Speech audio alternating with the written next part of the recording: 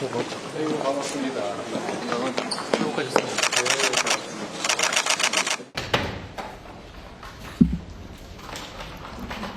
이거 화난다고 멱살도 못 잡겠네. 이 대표님과 민주당에 대한 수사나 기소에 관여한 검사들을 상대로 시리즈처럼 해온 민주당의 탄핵은 곧 예정된 판결 결과에 불복하기 위한 빌드업으로 보는 분들이 많이 계십니다. 해병대원 특검법, 우리 한동훈 대표께서도 전 국민을 상대로 공언하셨습니다. 증거 조작, 이것도 특검하자 하시죠. 괜찮습니다. 저희가 수용하겠습니다. 이제 결단하셔야 됩니다. 입장이 난처한 거 이해합니다. 자, 시청자분들 보셨는데 저게 모두 발언이었거든요. 상당히 길었어요. 할 말들을 다 한 건가요? 아니면 아껴두면서 비공개 회담에서 거기서 더 많이 한 건가요? 뭐 정확하게 모르겠습니다만 어제 회담 좀 정리해 보죠. 자, 이제 어제 끝났으니까 이제 평가를 해야 되는 시간. 오늘 하루 종일 여러 가지 평가에 관한 얘기도 있었는데 어제 내용이 이렇습니다. 회담 시간은 예정은 원래 1시간 30분 정도로 다 맞추는 거였는데 실제는 2배 가까이 달렸어요. 한 3시간 다 됐습니다. 이런저런 내용까지 다 포함되면요.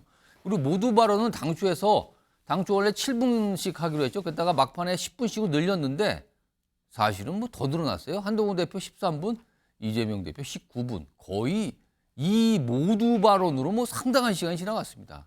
그리고 또 끝나고 나서 독대를 했다 그러죠. 배석자 없이. 예정이 없었는데 한 40분 조금 못 되게 두 대표만 만나서 뭔가 얘기를 한 거예요. 여기서 무슨 얘기를 했는가 이것도 더 궁금해지죠.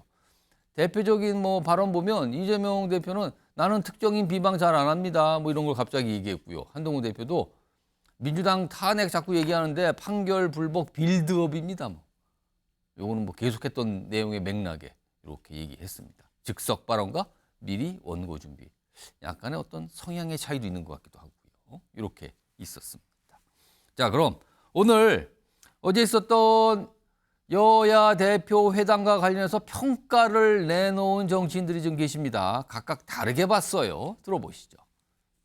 아무래도 이재명 대표로서는 자신에게 드리워진 사법적인 문제를 털어내고 여당의 대표와 맞섬으로써 이제 다음에는 윤석열 대통령께 영수회담을 하자라고 요구할 수 있는 근거가 마련된 점에서는 훨씬 정치적인 창을 높였다고 생각합니다. 이재명 대표에게 앞날에 놓인 여러 가지 과제가 많은데 하나씩 해결해 나가는 데는 이재명 대표 측에 훨씬 유리한 국면이었다고 생각합니다. 여야 대표회담 어떻게 점수 주신다면 100점 만점 몇 점 주시겠어요? 한 15점 하겠습니다. 좋은 점수죠. 15점이면. 네. 아무것도 결론이 난 게 없는데 15점이면은 이게 기본 점수 15점 주고 하는 건데. 지금 이재명 대표는 그 야권에서 어쨌든 본인의 위치가 확고한 것 같아요. 그런데 한동훈 대표가 그럼 여권에서 어떤 결정권과 어떤 권한을 가지고 이 회담에 임했는가는 기사도 많이 나오지만 약간 물음표죠. 저는 한동훈 대표가 득을 봤죠. 아무것도 가진 게 없는데 가가지고 회담하는 모양새 만들었으니까요. 자, 한 분은 이재명 대표. 그리고 또 다른 한 분은 한동훈 대표가 득을 봤다 평가했습니다. 그럼 오늘 나오신 네 분의 패널께서는 누가 어제 있었던 여야 대표 회담으로 그래도 상대적으로 득을 본 것인가 이거 좀 평가해 볼까요? 이름을 써주시라고 제가 미리 얘기했어요. 득본 대표 누구인지 이름을 쓰라고요. 들어주세요. 오, 대기실에서 미리 얘기 좀 하셨습니다. 네 분 모두 한동훈 대표라고 쓰셨어요. 단 한 명도 이재명 대표라고 쓰신 분이 없네요, 지금요. 자, 그럼 제가 네 분께 한 1분 정도 시간 드릴 테니까 왜 그 이름을 쓰신 건지 좀 설명을 해 주셔야 됩니다. 우선 이동학 전 민주당 최고위원, 왜 한동훈 대표가 득을 본 겁니까? 일단 이재명 대표하고 한동훈 대표는 체급이 안 맞죠. 급수 자체가 안 맞아요. 이재명 대표가 검은 띠라고 하면 예. 한동훈 대표는 한 노란 띠쯤 됩니다. 근데 만나준 것만으로도 한동훈 대표는 당연히 이득을 본 것이죠. 그리고 한동훈 대표는 어제 나올 때 빈지갑 가져왔어요. 그러니까 사실상 아무것도 타결될 수 없는 식물 여당 대표가 나와서 예. 야당 대표를 만난 것만으로도 사실은 얻어간 거죠. 그래서 돌아갈 때 이재명 대표가 차비 1,500원 줘서 돌려보냈습니다. 네. 그래 이런 상황인데 1,500원은 왜 1,500원이에요? 왜냐면 만나줬으니까 네, 만나준 것만으로도 그 정도 가격을 한다라고 하는 것이고 버스 요금 정도는 줬다. 다시 돌아가는 비용 준 겁니다. 근데 하나 이제 뭘 얻어가냐면 근본적으로는 윤석열 대통령은 지금 윤석열 체제가 들어와서 2년 반 동안 야당 대표를 단 한 번 만났습니다. 그 이전까지의 태도와 자세는 어땠냐? 범죄자 취급을 하면서 국민 과반의 이 투표를 받은 지도자를 완전히 무시를 했단 말입니다.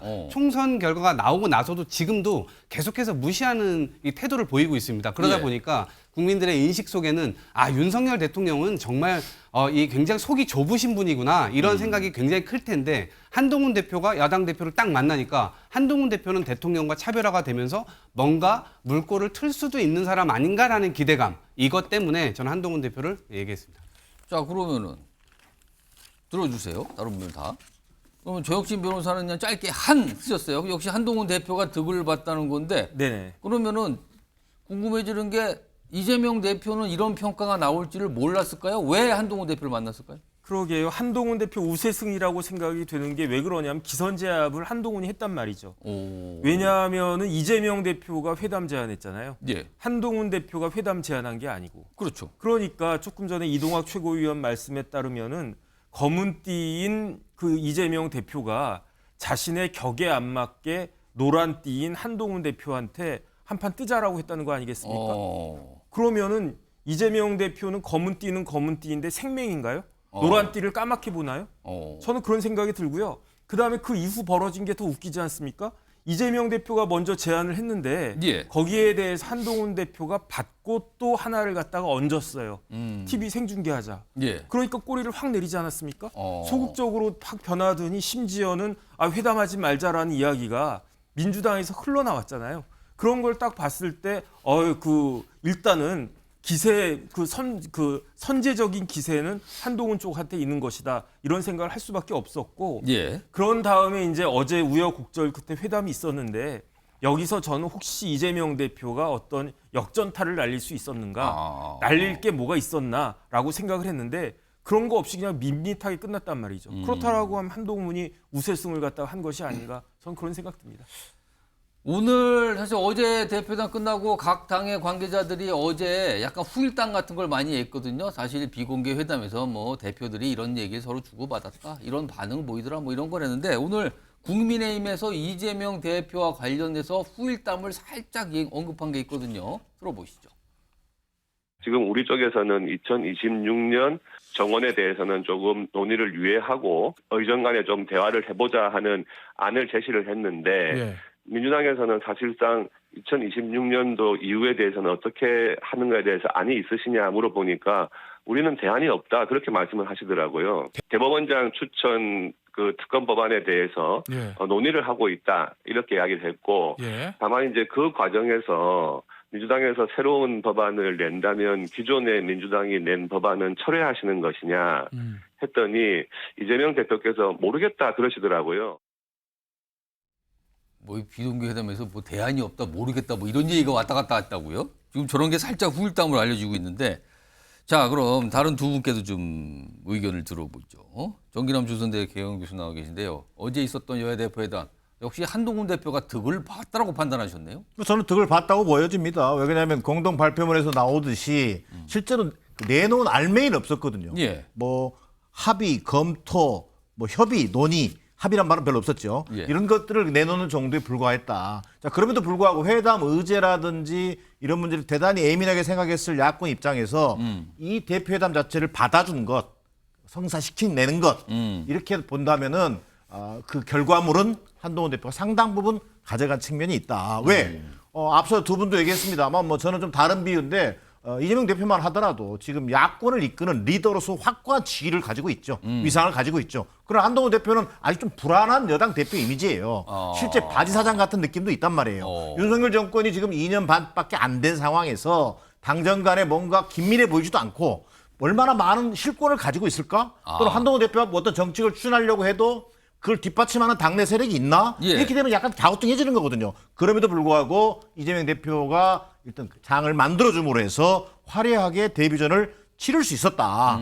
그런 한동훈 대표 입장에서는 상당히 정치적으로 득을 본 건 사실이다. 물론 사람이란 일이라는 게 득만 있느냐? 실도 있죠. 왜? 가장 결정적으로는 한동훈 대표 전당대회 과정에서 최상병 특검에 대해서 본인의 입장을 분명히 제시한 바 있단 말이에요. 그런데 이번 최소한 국민적 민심에 부응한다면 이재명 대표와 회담에서 어느 정도는 당내 사정이 있지만 이러이러한 계획으로 최상병 특검을 추진할 의사를 가지고 있다 정도는 국민들에게 보고를 해줬어야 된다. 그러나 뭐 꼭 먹은 뭐 닭처럼 예. 조용히 그냥 무시하고 넘어가는 발언, 이것들은 또 한동훈 대표 입장에서는 뭐 실이 아닌 실이 될 것으로 보여집니다.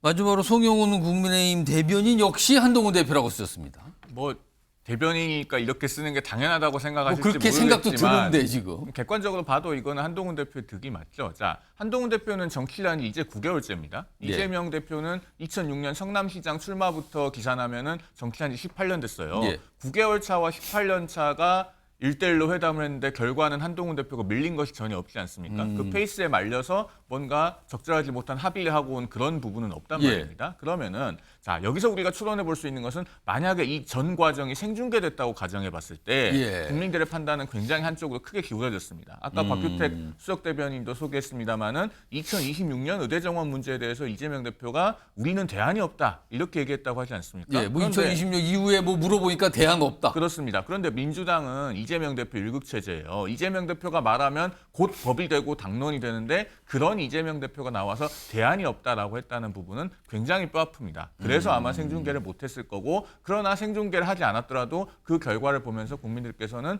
누가 어떤 그 구체적인 안을 갖고 있는지에 대해서 이제는 판단을 하실 수 있게 됐거든요. 그리고 제가 짧게만 하나 덧붙이면은 이재명 대표가 어제 회담에서 그 모두 발언을 할 때 자책골을 넣은 부분이 하나 있어요. 어떤 겁니까? 금투세 폐지에 대해서 언급을 하면서 비정상적인 대안이라는 표현을 썼습니다. 오. 이 말은 1,400만 우리나라 개인 투자자들에게 앞으로 두고두고 회자될 거예요. 금투세 폐지를 비정상적인 대안이라고 생각하는 정치인이다. 이것은 앞으로 상당 기간 회복하기 어려울 가능성이 높아서 저는 이런 점들을 종합해 볼 때 한동훈 대표의 우세승으로 봅니다. 자, 네 분이 똑같이 한동훈 대표가 득봤다, 우세승이다 했는데 근거는 조금씩 달라요. 그 주목을 하신 지점들이 다 다르게 좀 설명이 됐습니다. 자, 이런 상황에서요. 또 하나 궁금한 게 있어요. 어제 여야 대표회담. 사실은 뭐 정치권 일각에서는 이런 얘기도 하죠. 이게 윤석열 대통령과 이재명 대표의 영수회담을 가긴 전 단계 움직임 아니냐라는 시각도 분명히 야권을 중심으로 존재합니다. 자, 그럼 어제 저 모습에 대해서 윤석열 대통령도 아마 보고를 받거나 지켜보거나 그랬을 거예요. 자, 그럼 여기서 궁금해지죠. 이겁니다. 성과는 별로 없었다고 평가받고 있죠. 이 여야 대표회담에 윤석열 대통령은 무슨 생각을 하면서 봤을까? 이게 또 궁금해지는데, 제가 이동학 전 최고위원과 정혁진 변호사께 한 3, 4시 정도만 시간 드릴게요. 딱 저 안에 뭐가 딱 들어갈 것 같아요. 저 생각 풍선이에요. 먼저 이동학 전 최고위원. 식물 대표라는 이 단어가 전 떠오르는데요. 한동훈 대표가 지금 아까 제가 빈지갑 가지고 나왔다 그랬는데 실제로 가지고 나온 게 아무것도 없었습니다. 그러다 보니까 본인은 야당 대표를 민심에도 불구하고 전혀 만나질 않고 있는데 여당 대표가 만나는 게 불편했을 겁니다. 당연히 어떤 선물 보따리도 주기 싫었을 겁니다. 그러니까 빈지갑 갖고 나올 수밖에 없었던 거였거든요. 그런데 앞으로 저는 뭐 야당이 대통령을 계속 만나려는 빌드업을 한 거다라고 하시는데 꼭 그런 의미뿐만 아니라 저는 여당 대표라도 자주 만났으면 좋겠습니다. 빈지갑 갖고 나오더라도 계속 자주 만났으면 좋겠어요.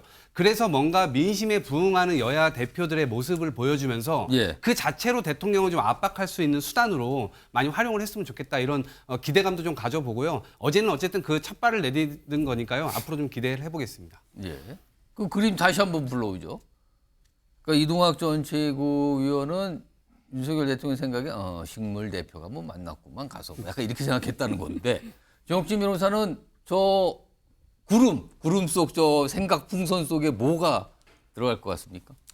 지금 윤 대통령 임기가 예. 절반을 이제 넘어가고 있지 않습니까? 예. 그게 이제 실감 나는 그러한 상황이 되지 않았을까?